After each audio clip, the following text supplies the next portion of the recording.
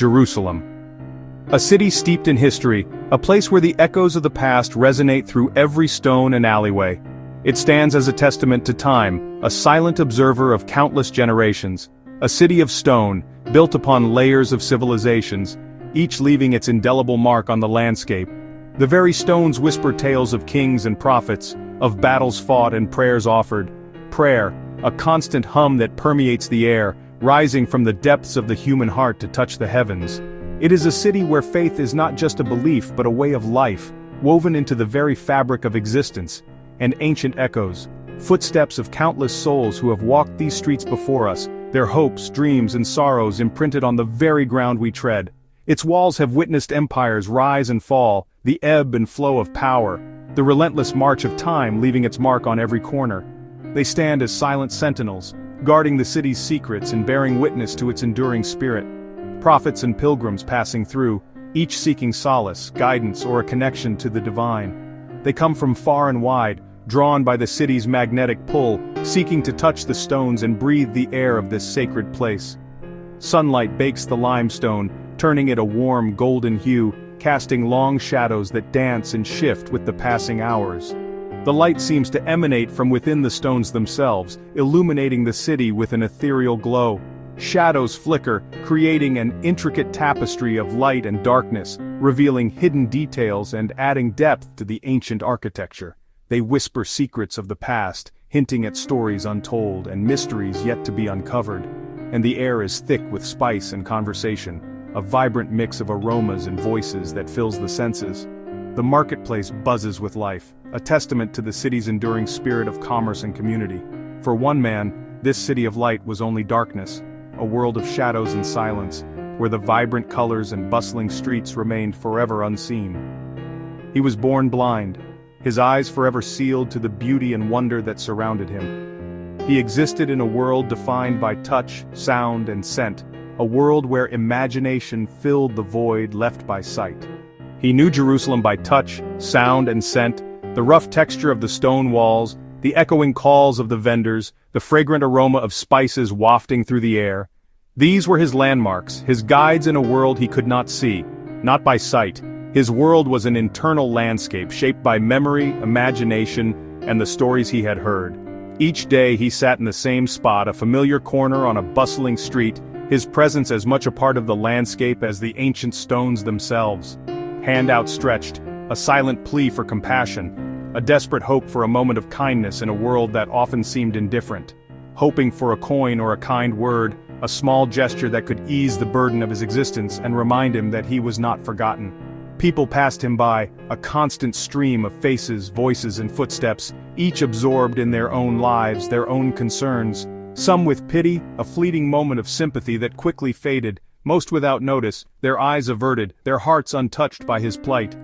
In a world that linked affliction with sin, where suffering was often seen as a punishment for wrongdoing, he carried a double burden: the physical darkness of his blindness, and the societal stigma that branded him as an outcast. Blindness and silent judgment, the unspoken accusations that hung in the air, adding to the weight of his despair. Was it his sin, or his parents? A question that echoed in his mind, a constant source of torment and uncertainty. The question haunted him, a relentless shadow that followed him through the darkness, whispering doubts and fueling his sense of isolation. He listened to stories of a Galilean teacher named Jesus, a man who spoke of love, compassion, and forgiveness, a message that offered a glimmer of hope in a world of darkness. But hope was faint, buried beneath routine, overshadowed by the daily struggle for survival and the weight of societal judgment. He waited day after day, his life a monotonous cycle of begging, listening, and enduring, the passage of time marked only by the changing sounds and scents of the city. For something to change, for a miracle to break through the darkness and bring light into his world. In the tapestry of time, where moments are woven with purpose and destiny, a new chapter was about to unfold. One day, as the sun cast its golden rays upon the ancient land, new footsteps approached, echoing with the promise of change and transformation. These were not just any footsteps, they carried the weight of divine purpose, the gentle cadence of compassion, and the unwavering resolve of a Savior. It was the presence of Jesus and his disciples, a beacon of hope amidst a world shrouded in darkness. Their arrival signaled a moment of reckoning, a time for hearts to be touched and lives to be forever altered. As they journeyed along the dusty path, their eyes fell upon a figure shrouded in shadows, a man deprived of sight, his world a canvas of perpetual darkness. But Jesus and his disciples saw beyond the physical limitations, beyond the veil of blindness that separated him from the world. They saw the blind man not as scenery, not as a mere spectacle to be observed and forgotten, but as a soul, a precious and unique individual, yearning for connection and understanding. In their quest to understand the mysteries of suffering and the intricacies of divine will, the disciples turned to their teacher, their hearts heavy with questions and their minds searching for answers. With a mixture of curiosity and concern, the disciples asked, "Rabbi, who sinned? We are trying to understand the cause of this affliction. Was it this man's transgression that led to his blindness? Or did his parents bear the burden of sin, that he was born blind?" Their question echoed the age-old debate about the origins of suffering, the search for a logical explanation in a world often marked by inexplicable pain. It was the question everyone wondered, a way to explain suffering, a desperate attempt to impose order on the chaos of human existence. The people of that time, like people today, grappled with the problem of pain, seeking to assign blame and find a reason for the hardships that befell them. Jesus, with his unwavering gaze and profound wisdom, paused, allowing his words to resonate with the weight of truth and compassion. His answer shattered their assumptions, challenging the very foundations of their understanding. With a gentle yet firm voice, Jesus declared, "It was not that this man sinned or his parents that brought about this condition. Do not look for someone to blame, for sin is not always the root cause of suffering."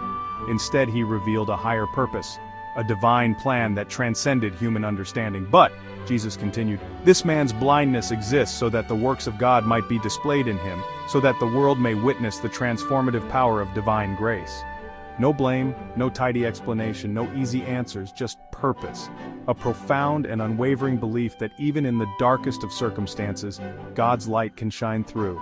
The man's darkness, his physical impairment, was not a punishment inflicted upon him for some past transgression. It was not a sign of divine displeasure or a mark of moral failure, but a stage, a platform upon which God's glory would be revealed, a testament to the boundless love and compassion that resided within the heart of the divine. Jesus reframed suffering, shifting the focus from the question of why to the question of what for. He challenged the notion that suffering was always a consequence of sin, offering a new perspective on the role of adversity in the grand scheme of things. God's power would be revealed, not in blame, not in condemnation, but in healing, in restoration, in the miraculous transformation of a life touched by divine grace. The man was no longer a symbol of sin, a pariah to be shunned and pitied, but an opportunity for light, a vessel through which the glory of God would shine brightly for all to see. The stage was set, the players were in place, and the moment of divine intervention was at hand. The world held its breath, anticipating the miracle that was about to unfold.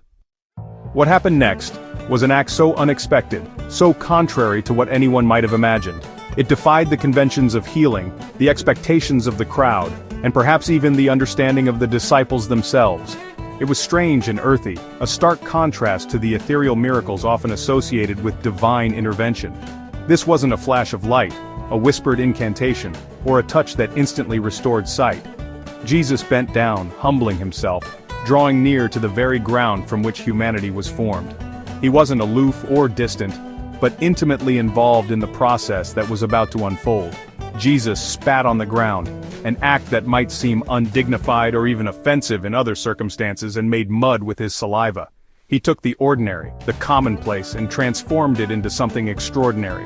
The very dust of the earth, combined with his own essence, became a conduit for healing. He anointed the man's eyes with the mud, carefully, deliberately. This wasn't a casual gesture, but a deliberate act of applying the earthly mixture to the source of the man's blindness. It was a tangible connection between the divine and the afflicted. A humble, messy act. There was no pretense, no elaborate ritual, just the simple application of mud to eyes that had never seen the light of day. It was a demonstration of God's willingness to meet humanity where they are, in their imperfection and need. No grand gesture, no booming voice from the heavens, no dazzling display of power, just a touch connecting the divine to the dust. a quiet, unassuming act that spoke volumes about God's character and his approach to healing. Why mud? Why this seemingly absurd method? To show God works through the ordinary. He doesn't need elaborate tools or extraordinary circumstances. The sacred mingled with the everyday, blurring the lines between the holy and the mundane. It was a reminder that God's presence can be found in the most unexpected places, even in the dirt beneath our feet, the divine willing to get its hands dirty to enter into the messiness of human existence. Then a simple command, a directive that seemed almost anticlimactic after such an unusual preparation. Go wash in the pool of Siloam. The healing wasn't instant, it wasn't a passive reception of divine power. The man had a part to play, an active role in his own restoration. He wasn't merely a recipient of a miracle, but a participant in it. He had to rise to overcome his inertia and his dependence on others. Find his way, navigate the familiar streets now with a newfound sense of purpose, and obey the instruction he had been given. Siloam means sent.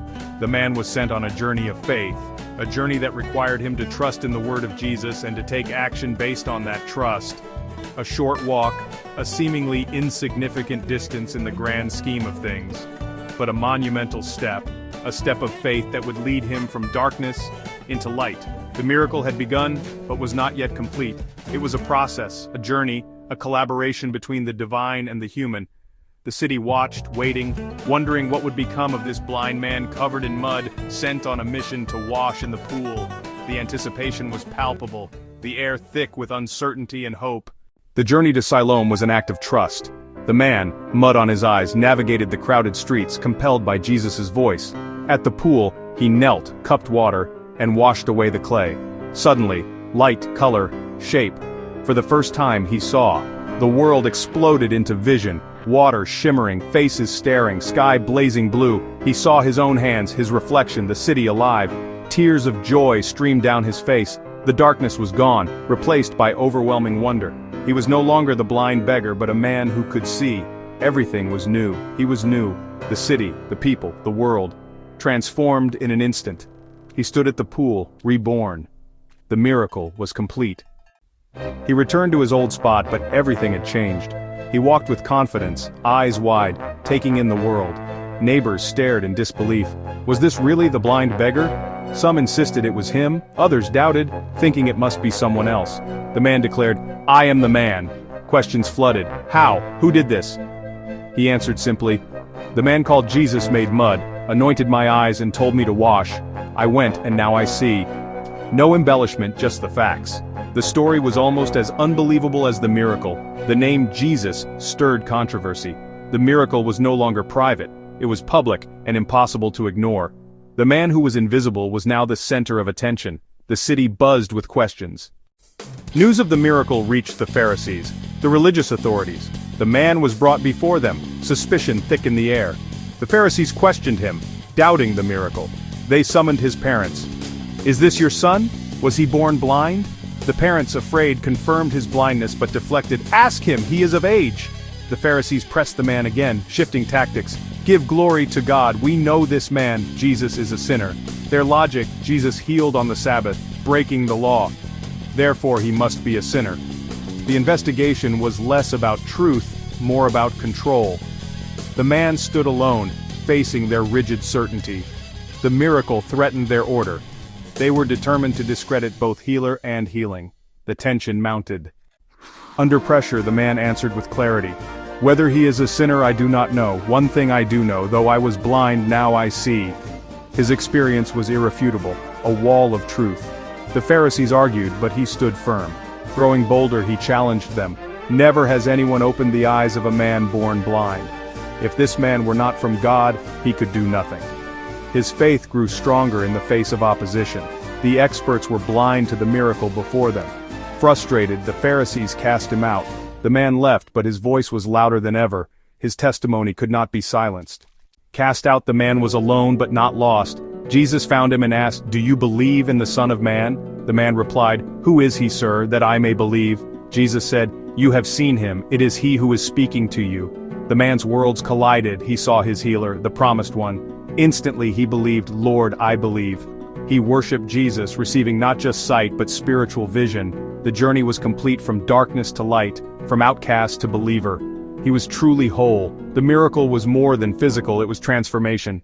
Faith had opened his eyes. This story is about more than physical healing. The blind man gained true sight, the seeing Pharisees remained blind. Jesus said, "For judgment I came, that those who do not see may see, and those who see may become blind." We too can be blind. To suffering, to prejudice, to the divine in the ordinary. The man's journey is a roadmap, encounter, obedience, new vision, testimony. His simple truth stands, "Though I was blind, now I see." The miracle invites us to open our own eyes. Transformation is possible for anyone. True sight is seeing with the heart, not just the eyes. The question remains, do you believe? Your answer brings you from darkness into light.